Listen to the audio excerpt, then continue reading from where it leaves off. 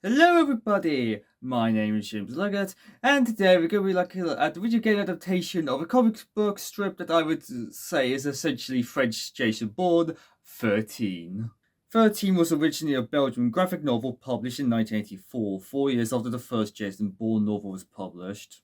That's right, Jason Bourne was originally a novel series, and it's safe to say 13 took a few inspirations from it. You'll see what I mean as we go on through the review. The video game was released in 2003 and adapts the first 5 volumes of the comic. I'm going to explain what's different from the comic as we go along, as well as why I love this game and why I believe it's worthy of everybody's time. This is 13, the video game. The game opens up with a cutscene showing the President of the United States, William Sheldon, getting assassinated, with some clear inspiration from the JFK assassination, and we get introduced to two important characters, Colonel Amos, who for some reason only has one arm, just like in the graphic novels, and General Ben Counten, voiced by the glorious Adam West. It's made clear they don't like each other and they're both heading into their own investigation of the assassination.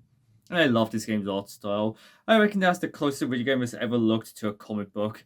And whenever there's an explosion near you, the screen shakes and you can see the screen go out of borders and the borders look like a comic book border. It looks really cool. Anyway, we start playing as a man wakes up on the beach who has the tattoo of a 13 on his chest. And you can tell he's serious about it because it's written in Roman numerals.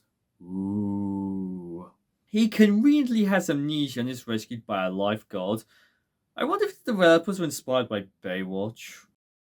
In the graphic novel, he was rescued and nursed back to health by an old couple. This was probably changed to make it more exciting for video games, so I approve. Anyway, 13 sees a helicopter and remembers that he was shot while escaping a boat before falling into the sea. Just like the Bourne identity. I'm going to be saying that at least a few times throughout this review, aren't I? Anyway, 13 passes out and wakes up, and the lifeguard passes the key to a safety deposit box you've found us. Kind of like the Bourne identity. But before she can help any further, she gets killed as men start trying to kill 13, and this is where the main gameplay begins as we shoot our way out of the situation, conveniently with no beachgoers around. I guess everybody was too lazy to go to the beach that day. Anyway, the main gameplay is very simple and easy to understand. You have a main fire button as well as alternate fire. The difficulty is also pretty easy. If you suck at video games, you shouldn't have too much of a hard time getting through this one, and frequent checkpoints help. I also appreciate that sometimes when you shoot an enemy off a ledge and they fall down, you get a small panel showing you the full close-up. It's a nice touch. Anyway, you fight your way across the beach while stealing the car and making it to the bank. In the graphic novel, there was this whole thing with a corrupt police lieutenant who wanted the money that 13 got from a certain crime he committed. This was probably omitted to keep the plot simple, which I approve of. And just like the graphic novel, the safety deposit box is a trap. Around the graphic novel is just a suitcase with smoke that contains lots of money. In the game, the entire safety deposit box is a bomb. 13 then has a brief flashback where he sets up a bomb with the mysterious woman before the bomb explodes and you have to escape the bank. And you're not allowed to kill any of the guards. But that's okay, but because another aspect of this game I love is that there's objects you can pick up and use as melee weapon. Chairs, bottles, cigarette trays, etc. And the animations for when the enemies get knocked out are satisfyingly beefy.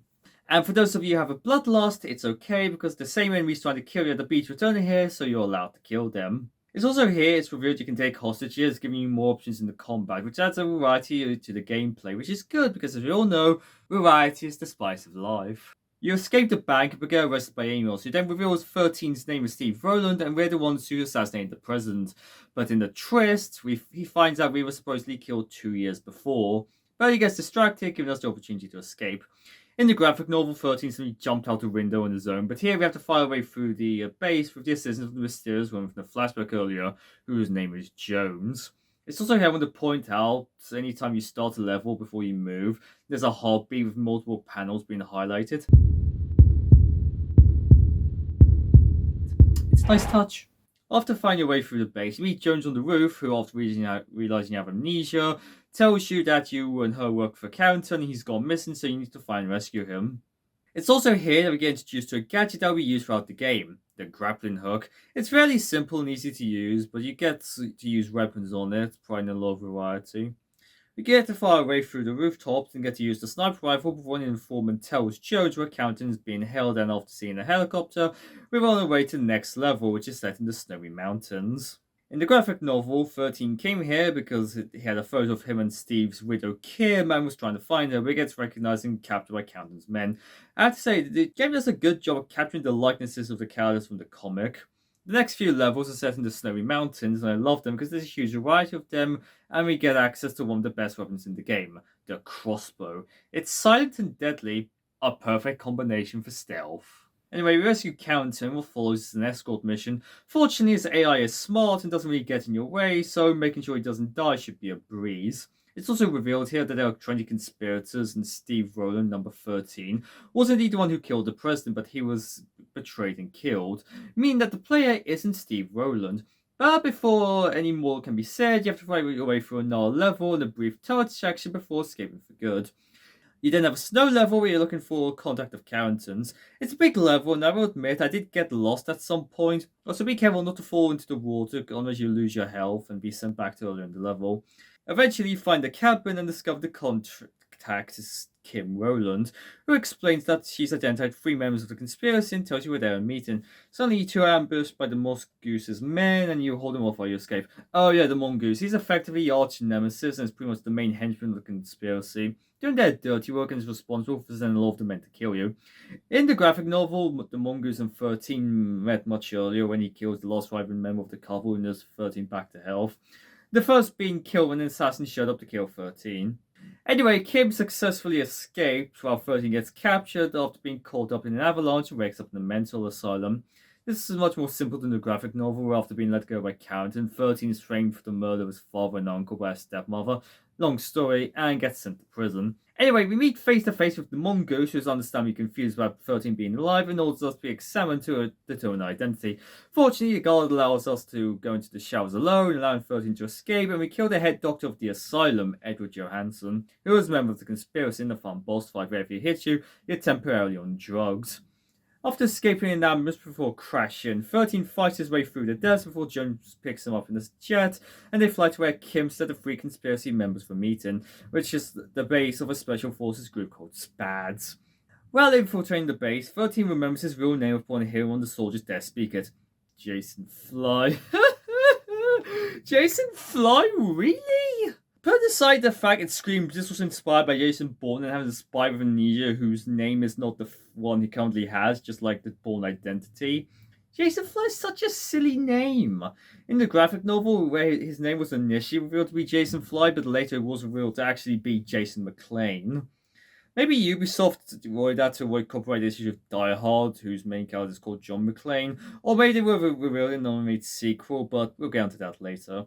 Anyway, we observe a meeting with the 3 members of the conspiracy where we learn they removed Roland's military file to make the investigation more difficult, and the conspiracy are planning to overthrow the government and the crew to replace the democracy with totalitarianism, using the SPADs during the war simulation.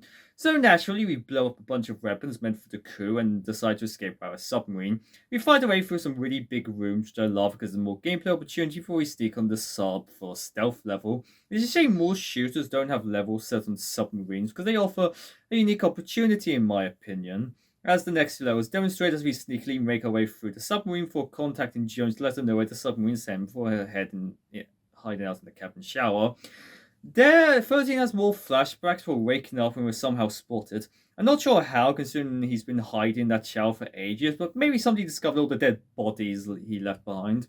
Regardless, we have to make our way to the torpedo tube to escape, and after a pretty easy boss fight with the captain, we do, and luckily the submarine has resurfaced as a dock. The dock provides some of the variety of the game as we get underwater combat, and they have a boss fight against a helicopter, which is a challenge because the rocket launcher you get lacks any kind of lock-on, forcing you to be careful. Before the level ends, revealing that Captain and Amos have teamed up and is finally explained what happened to Steve Rowland. Steve faked his death and assassinated the president, but got betrayed and killed, but managed to get back to his wife Kim before dying. Understandably very angry, Kim decided to get revenge by faking his survival, and Jason agreed to get surgery to look like Steve and become number 13, all part of an effort to expose the identity of the leader of the conspiracy, number 1. It's also revealed that 13 was close to identifying who number 1 was before it all went wrong. This is also much more engaging than the graphic novel, where a lot of it is just characters sitting around figuring out stuff while 13 is chilling out in prison.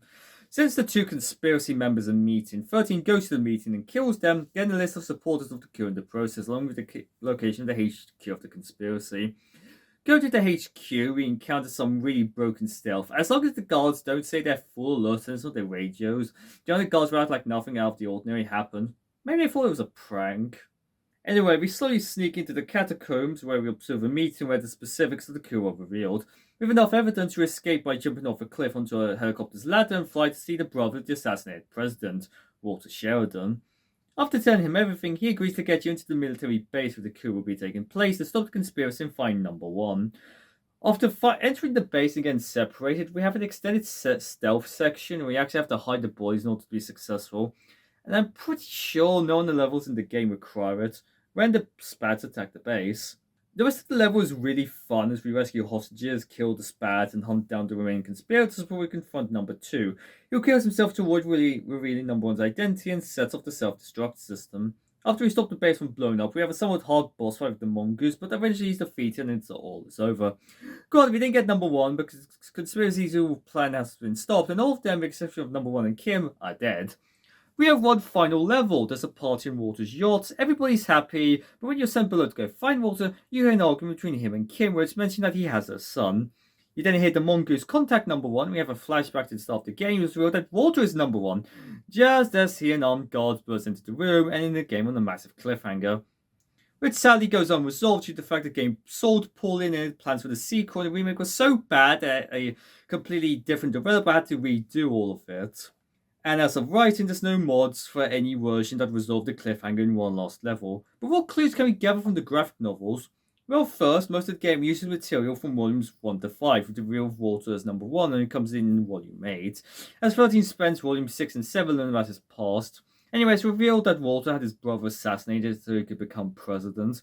As for the whole thing with Kim's son, it turns out that Kim and Walter had a secret love child before Walter kidnapped the child and forced Kim to marry Roland, and lured 13 to the yacht to kill him to prevent Walter from being exposed as number one. I'm not sure everything would have been adapted, and I haven't found any interviews with anyone in the game to explain how they would have done the sequel, but hopefully we will get a proper sequel one day. We did get a mobile sequel called 13 COVID Identity. It's a side-scroller that's not available to play anymore, so it's not really worth talking about. Anyway, that was 13, and it's a fun game. I find it a really fun time to play, and the graphics are cartoonish and stylish, so it's aged much better, and you can get from digital storefronts easily. Thank you for watching, and I look forward to seeing whatever I come with next time.